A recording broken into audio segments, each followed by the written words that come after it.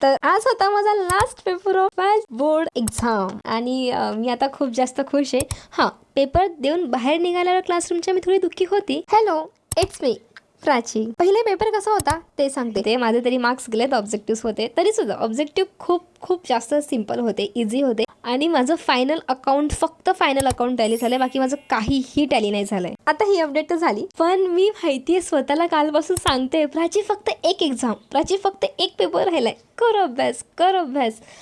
हां, एवढ्या वेळा सांगितलं असेल मी आणि सुट्ट्यांमध्ये काय करायचं याचं प्लॅनिंग करत बसली होती मी. पण आज जे पेपरला जाताना हाल झालेत ना, like trains were extremely crowded bro. बीकेच्याच पेपरला व्हायचं होतं का असं वाटत होतं मला.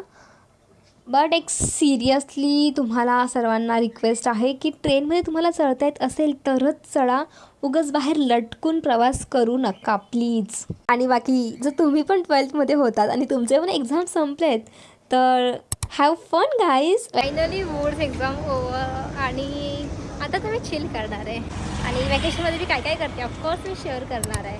So stay tuned for that. आणि मी तर आता शांत झोपायला चालली आहे. So signing off for today. Bye.